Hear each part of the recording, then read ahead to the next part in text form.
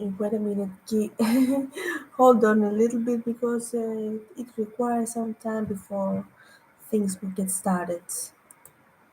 Okay, let's get started. Welcome back to my program. Welcome back to my channel for YouTubers.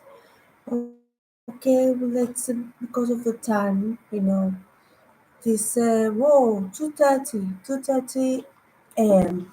Saturday morning here in Greece. So let's get started. The title that today's topic is Empowered Life. Hmm. The Empowered Life. You people turn with me to, you know, sorry, not turn with me because it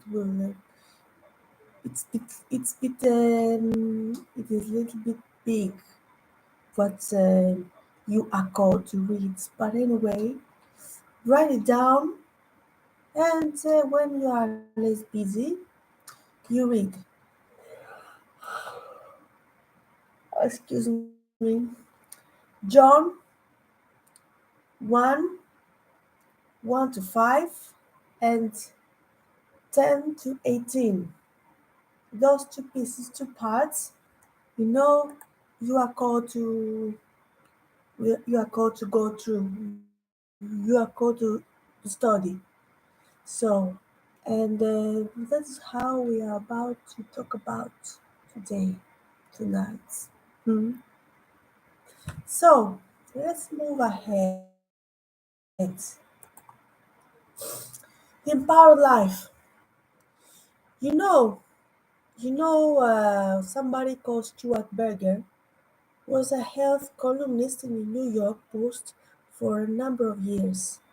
He was also the author of best-selling diet and health books that promised increased longevity, you know, to those who followed that regimen.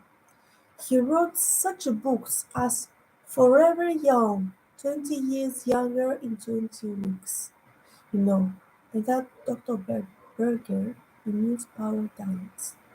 You know, people who read his column in newspaper and then the one who read his book was surprised to hear in 1994 that Dr. Berger died at the age of 40. Imagine, can you imagine? Even younger than us. But in other nations, 40 years, you were somehow aged, you know. Not like some other nations like that. 40 years. You are still youngster. We, we are mid 40s, we are still youngster. So I'm not boasting. It's only I myself, I am a special case of woman. Special case. So, but anyway, I'm different, but I'm proud of it. It has the pros and it has the cons at the same time. Being different, but one thing is that I'm not imbecile. Yes. Okay.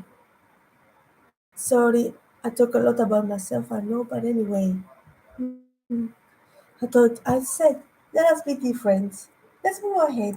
You know, as I said before, Dr. Berger died at the age of 40.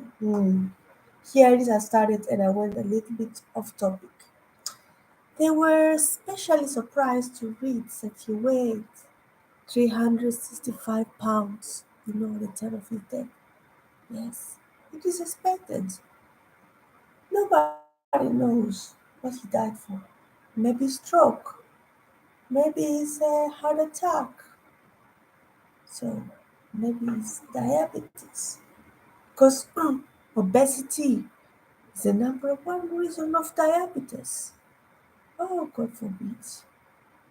So, needless to say, well, you know, those who were following Berger's regimen heard the news of his death and his obesity, Berger's incredibility died with him.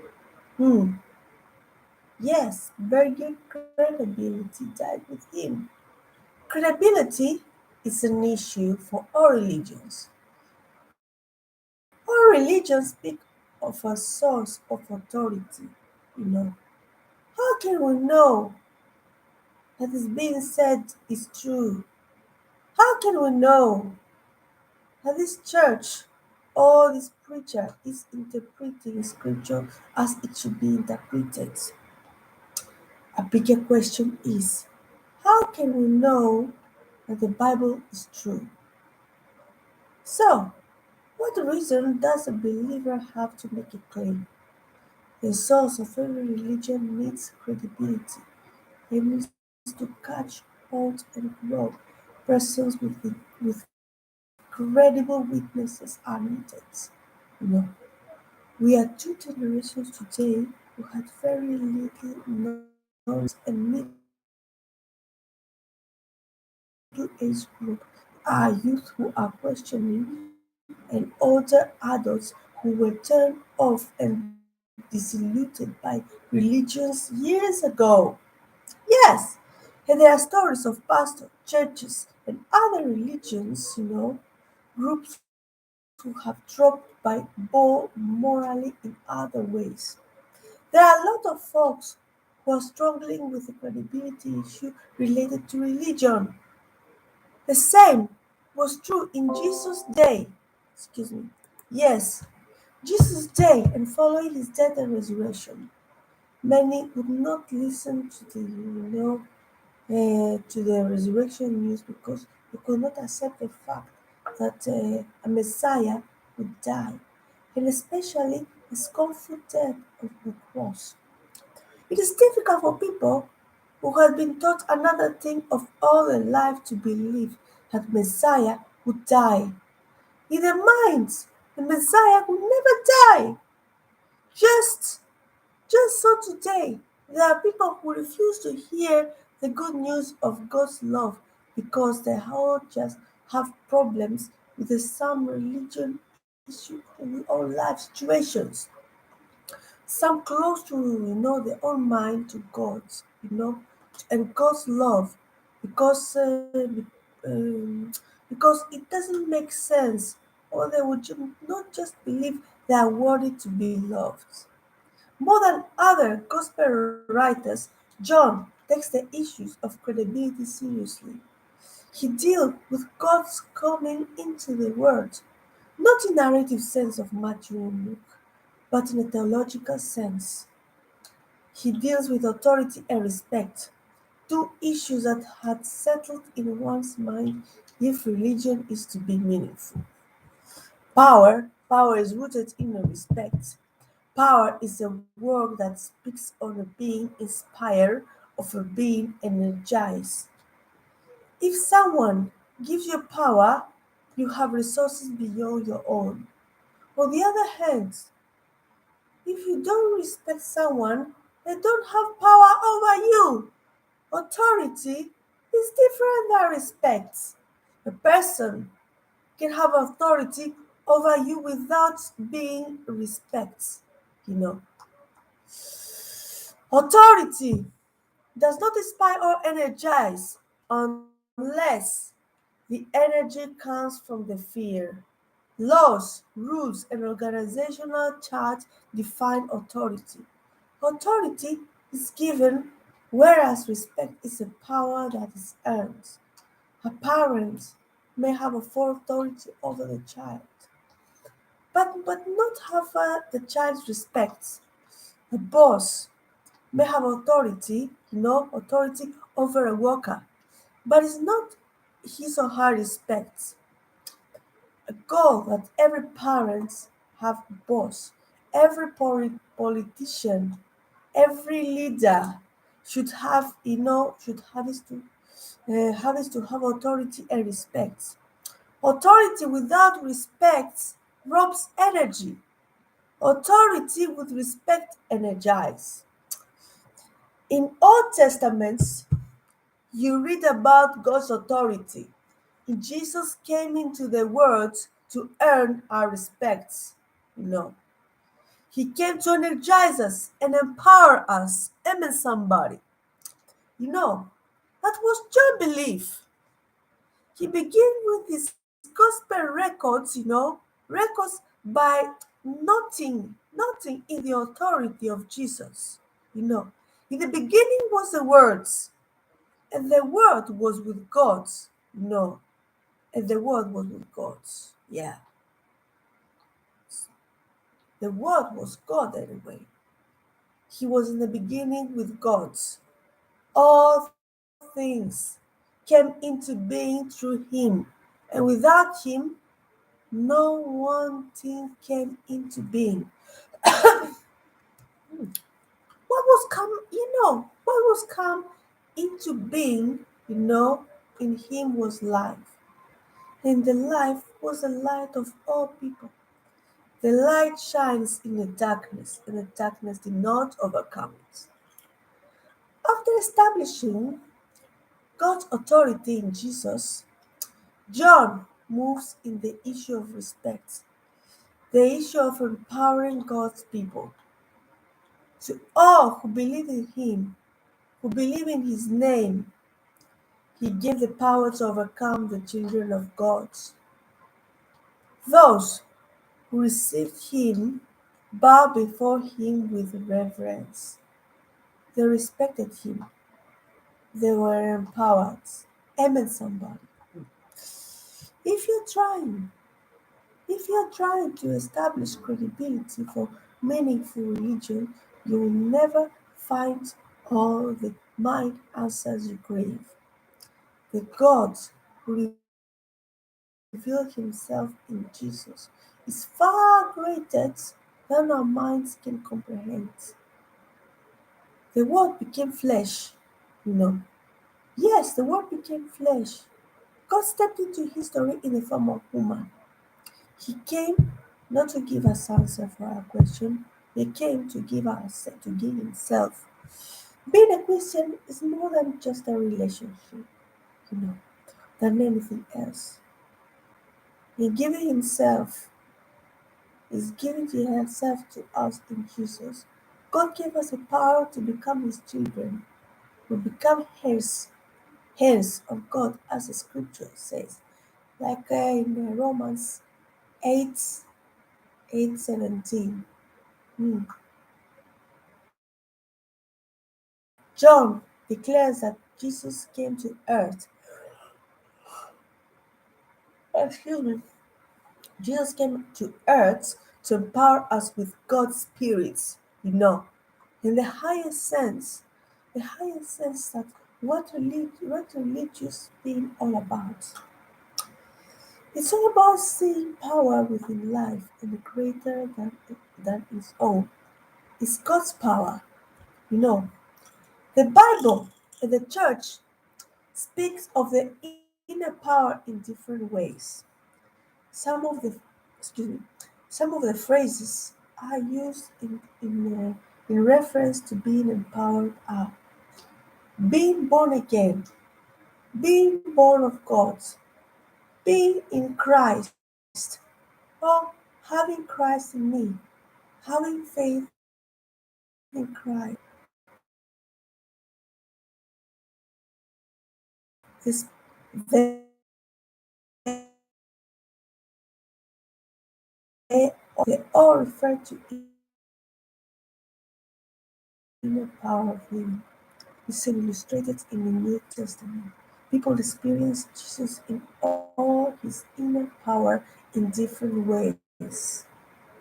Some experience emotional upheavals, when inner power comes. Others know inner strength in the quietness and of the spirit. Sometimes God's power enables a person not to be transformed. Sometimes God's power gets a person through a difficult time. Sometimes God's power enables a person forgive another who has been caused hurt. There's no mold that everyone has to fit in. The point is that God's power enables a person, to know inner strength that greater than one's own strengths. Don't fret about how experience happens to you or how it will happen. Just rejoice and be thankful. Amen, somebody. Hold on, wait a minute. Yes,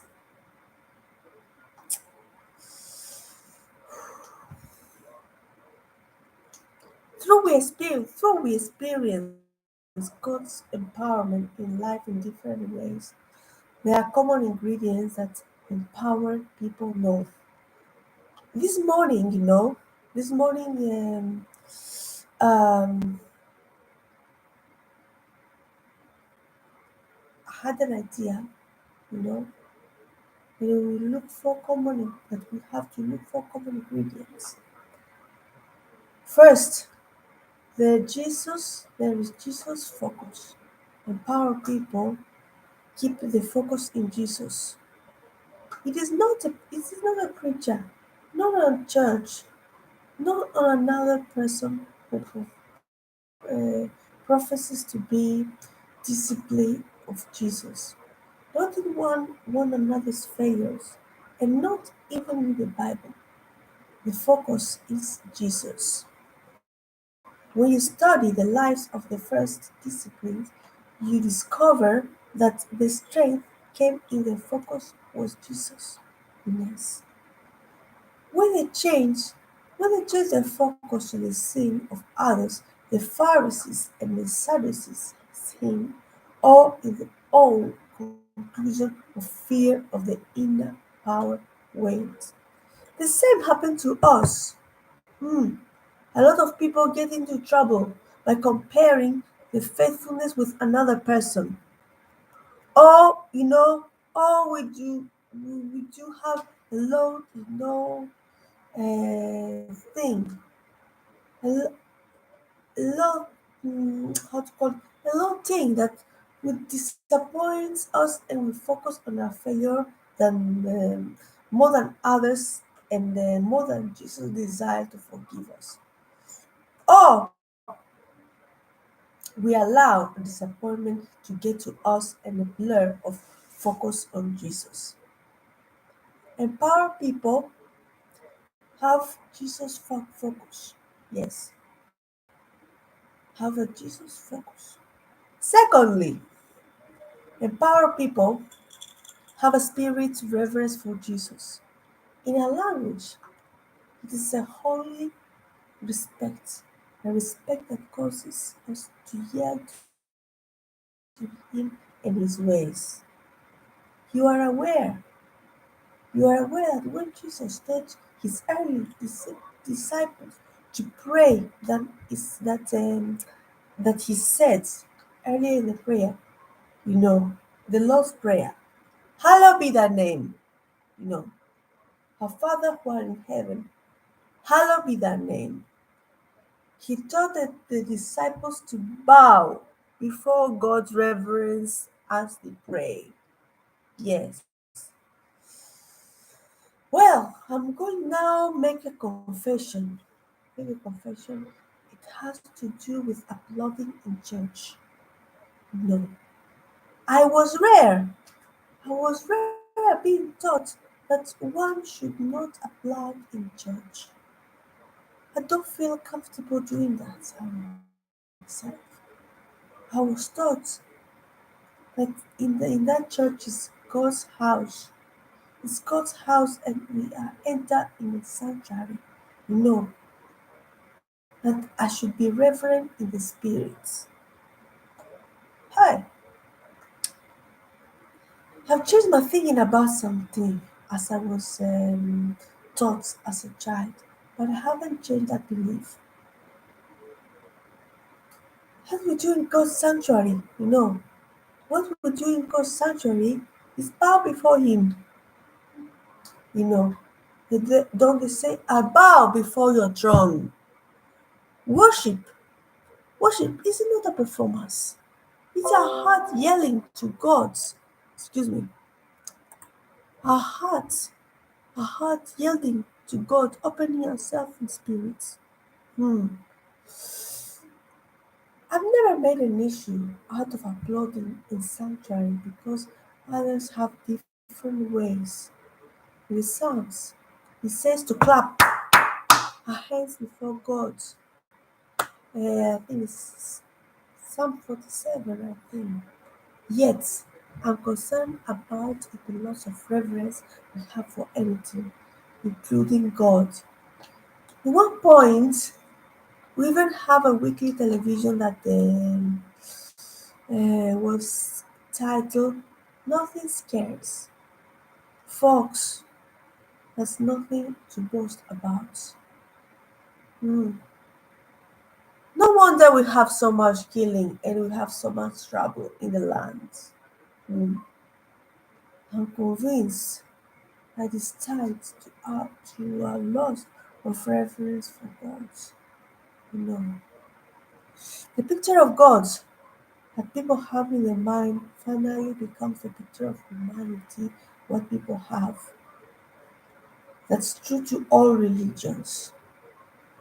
A God who is likened to a mighty warrior is worshipped by people who were and made to be holy. A theology that accepts God's judgment will make a person judgmental. A God who is made means printed.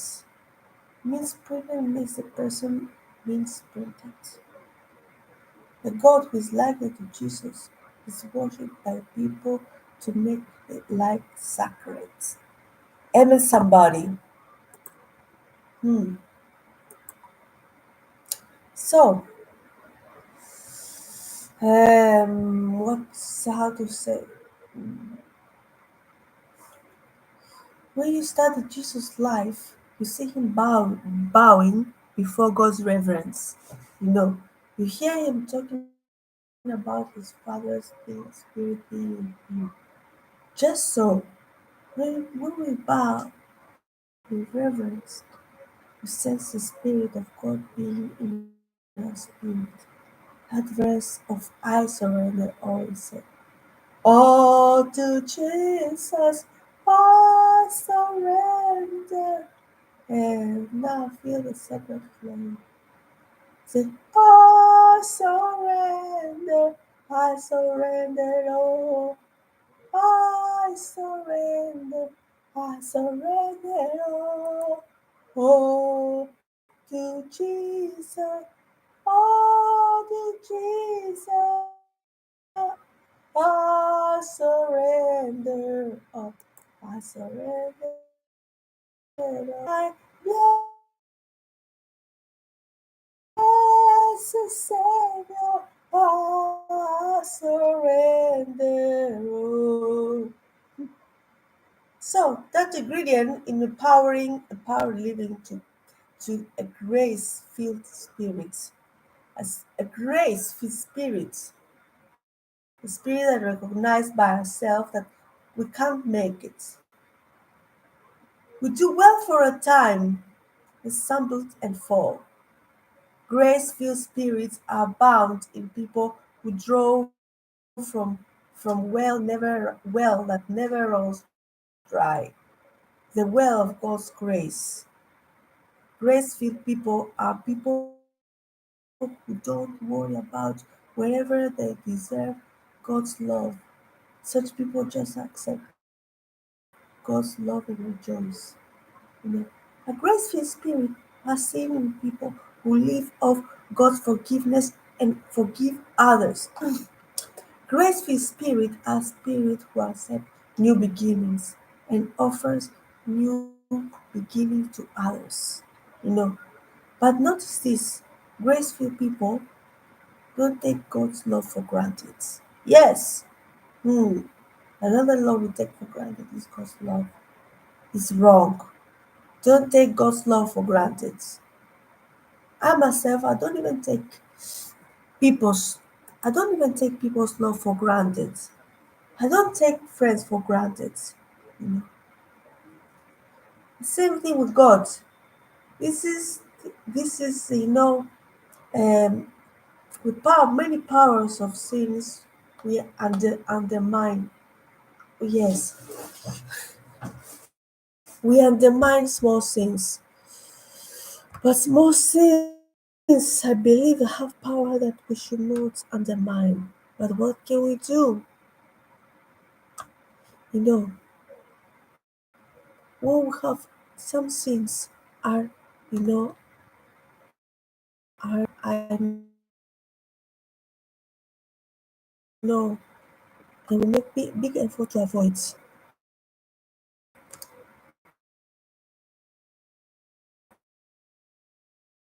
God, I say, is a merciful God. That is it. Grace filled spirit is a spirit of a dependent, not independent, is dependent on God. It's a spirit that recognize that always we are children of God. When John when John writes that Jesus came to give us power to become children of God, he means that depend on his in your mouth. For the last but not the least, mm, is ingredient that found in people who know empowered lives in an active response, is an active response of their part. You know, this has to do with us being faithful to Him, who is faithful to us. Faithful people are thankful people, you know. The evidence in the gratitude of life witness. They are giving people, they are praying people, they are worshiping people, they are serving people. They are people who study God's words. All of this is done to get us better the one who live in the spirit. Say it again. Christianity is more about a relationship than anything else. It's about being empowered by living Christ. When you make this discovery, being a Christian, being a disciple, it's it's exciting, it's life changing, it's empowering. It's a religion than anything else. It's an empowering relationship with Jesus Christ. You are missing it. So, um, last week someone received from a general board of discipleship a mailing titled Deadline, not Deadline. The feature article in the mailing is titled "We Are Not Playing Church Anymore." An author called Larry Beman, you know, um, you know, that share with us, two paragraphs in there that caught our attention. So it's not time to, and if you want, have to end up here, and but before I close, I say amen. We have to say amen to what Beman said. I'm thankful that I don't serve a church, but I just want to be religious. Being faithful to know Christ is what matters. God's energy is here because we are people who have Christ in our hearts. Thanks be to God. I don't know such living. I pray with you. I pray with you, you will find it. Remember that four ingredients in life are empowered by God. There is, there is empowered by God. Focus in Jesus. There is spirit reverence for God, for Jesus, excuse me. The empowered person He or she is a child of God and a grateful spirit. The empowered person responds to God's gift in Jesus with gratitude and faithful living. So, that was my message, people. Thank you for being with me. Yes, I'm serious. Thank you for being. We completed half an hour now preaching. Alright, till next week. Take proper care and remain blessed. Remain in charge. God bless you. Blessings.